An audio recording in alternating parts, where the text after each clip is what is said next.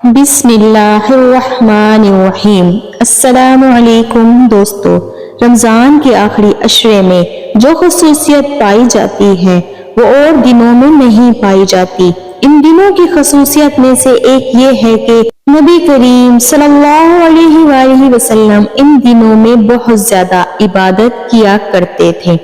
صحیح مسلم میں سیدہ عائشہ رضی اللہ تعالی عنہ سے روایت ہے کہ نبی اکرم صلی اللہ علیہ وآلہ وسلم رمضان کے آخری دھاگے میں اتنی محنت کرتے، اتنی کہ ان کے علاوہ محنت نہیں کرتے۔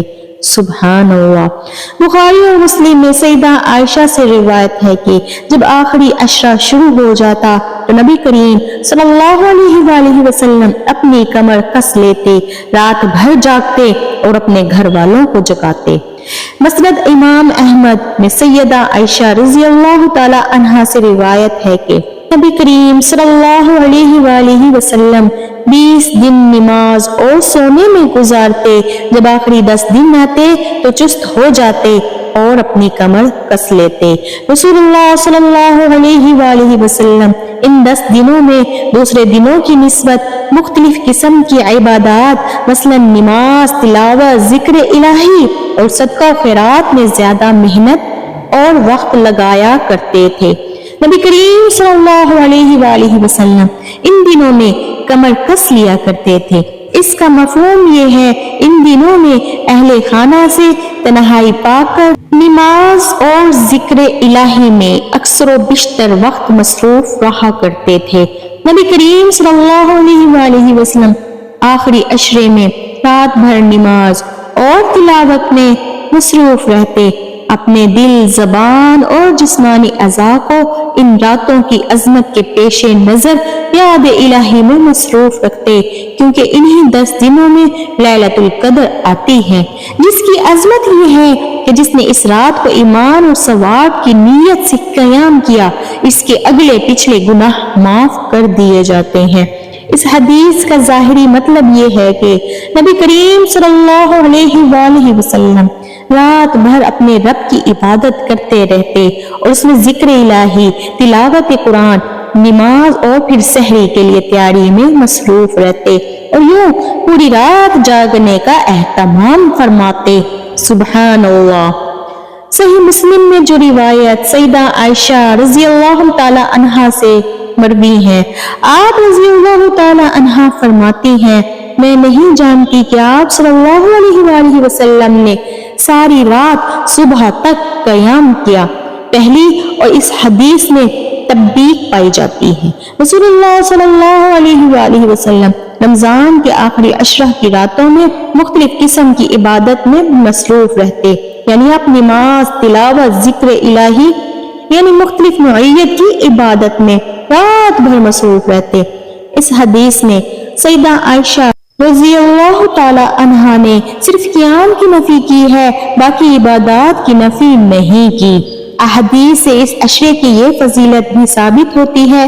نبی کریم صلی اللہ علیہ وآلہ وسلم نماز اور ذکر الہی میں مصروف ہونے کے لیے اپنے اہل خانہ کو بھی بیدار کیا کرتے تھے۔ آپ صلی اللہ علیہ وآلہ وسلم کی یہ دلی خواہش تھی کہ ان مبارک راتوں کو غنیمت جانتے ہوئے زیادہ سے زیادہ عبادت کرنے کی سعادت حاصل کی جائے۔ اپنی عمر میں اس فرصت کو غنیمت جاننا چاہیے۔ یہ غنیمت اسی کے نصیب میں آتی ہے جسے اللہ تعالیٰ نے توفیق عطا کی ہو۔ عقل مند مسلمان کو ان قیمتی فرصت کے لمحات کو ضائع نہیں کرنا چاہیے، نہ ہی وہ ان لمحات کو اپنے ہاتھوں سے جانے دیں اور نہ اہل خانہ کو ضائع کرنے کا موقع دے۔ یہ چند گنتی کی راتیں ہیں، بسا اوقات انسان ان مبارک راتوں کو اللہ سبحانہ و تعالیٰ کی نوازشات اپنے دامن میں سمیٹ لینے کی سعادت حاصل کر لیتا ہے، اور دنیا اور آخرت کی یہ ایک عظیم سعادت ہے جو اس کے نصیب میں آتی ہے۔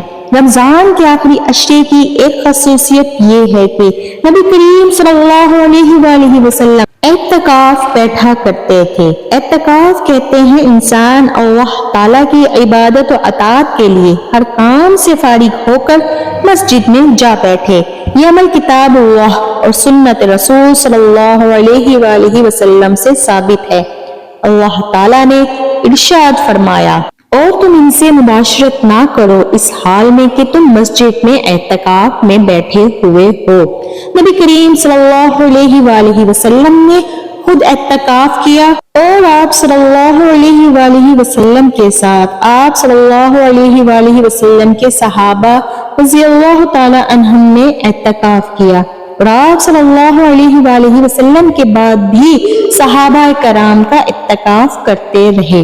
ابو سعید خدری رضی اللہ تعالی عنہ سے روایت ہے کہ فرماتے ہیں کہ نبی کریم صلی اللہ علیہ وآلہ وسلم نے رمضان کے پہلے عشرے میں اعتکاف کیا، پھر دوسرے عشرے میں اعتکاف بیٹھے، پھر آپ صلی اللہ علیہ وآلہ وسلم نے یہ ارشاد فرمایا، میں نے پہلے عشرے کا اعتکاف کیا اور اس میں اس رات کو تلاش کرتا رہا، پھر درمیانے عشرے میں اعتکاف کیا، پھر میں آیا تو مجھے کہا گیا یہ آخری عشرے میں ہے، جو کوئی تم میں اعتکاف کرنا چاہتا ہے تو اسے چاہیے وہ آخری عشرے میں اعتکاف میں بیٹھے۔ بخاری اور مسلم میں سیدہ عائشہ رضی اللہ تعالی عنہا سے روایت ہے کہ فرماتی ہیں کہ نبی کریم صلی اللہ علیہ وآلہ وسلم رمضان کے آخری عشرے میں اعتکاف کیا کرتے تھے، یہاں تک کہ آپ صلی اللہ علیہ وآلہ وسلم اللہ کو پیارے ہو گئے۔ آپ صلی اللہ علیہ وآلہ وسلم کے بعد آپ صلی اللہ علیہ وآلہ وسلم کے ازواج محترات اعتکاف کیا کرتی تھیں۔ صحیح بخاری میں سیدہ عائشہ رضی اللہ تعالی عنہ سے روایت ہے کہ نبی کریم صلی اللہ علیہ وآلہ وسلم ہر رمضان میں 10 دن اعتکاف کیا کرتے۔ جس سال آپ صلی اللہ علیہ وآلہ وسلم کی روح قبض کی گئی، اس سال آپ صلی اللہ علیہ وآلہ وسلم نے 20 روز اعتکاف کیا۔ انس رضی اللہ تعالی عنہ سے روایت ہے کہ نبی کریم صلی اللہ علیہ وآلہ وسلم رمضان کے آخری عشرے میں اعتکاف کیا کرتے تھے۔ ایک سال آپ صلی اللہ علیہ وآلہ وسلم نے اعتکاف نہیں کیا تو اگلے سال 20 دن اعتکاف بیٹھے۔ سبحان اللہ۔ سیدہ عائشہ سے روایت ہے کہ نبی کریم صلی اللہ علیہ وآلہ وسلم جب اعتکاف بیٹھنا چاہتے تو نماز فجر ادا کرتے، پھر اپنے اعتکاف کی جگہ میں داخل ہوتے۔ سیدہ عائشہ رضی اللہ تعالی عنہا آپ صلی اللہ علیہ وآلہ وسلم سے اعتکاف کی اجازت طلب کی تو آپ صلی اللہ علیہ وآلہ وسلم نے حضرت عائشہ صدیقہ رضی اللہ تعالی عنہا کو اجازت دے دی تو اس کا خیمہ لگایا گیا۔ پھر سیدہ حفصہ رضی اللہ تعالی عنہا نے سیدہ عائشہ رضی اللہ تعالی عنہا سے التجا کی کہ وہ اس کے لیے اجازت طلب کرے تو انہوں نے ایسا ہی کیا تو ان کے لیے بھی خیمہ نصب کر دیا گیا۔ جب زینب رضی اللہ تعالی عنہا نے یہ دیکھا تو اس نے اپنے لیے خیمہ نصب کرنے کا حکم دیا تو ان کے لیے بھی خیمہ نصب کر دیا گیا۔ جب نبی کریم صلی اللہ علیہ وآلہ وسلم نے اتنے سارے خیمے دیکھے تو آپ صلی اللہ علیہ وآلہ وسلم نے فرمایا یہ کیا ہے؟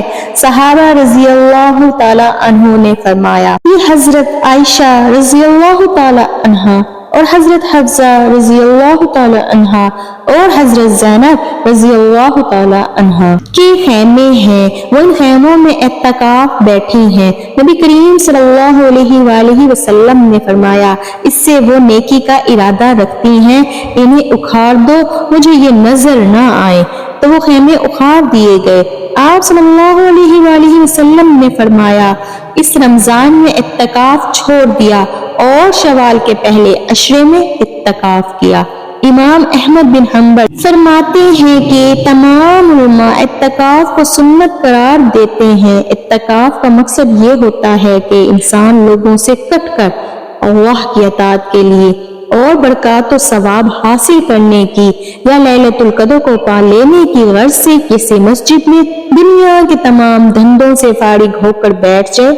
اس لیے اعتکاف بیٹھنے والے کے لیے یہ ضروری ہے وہ ذکر الہی، تلاوت، نماز اور عبادت میں مصروف رہے اور دنیا کی بے مقصد باتوں سے اجتناب کرے۔ ہاں اگر کوئی مصلحت پیش نظر ہو تو اہل خانہ سے مختصر بات کی جا سکتی ہے۔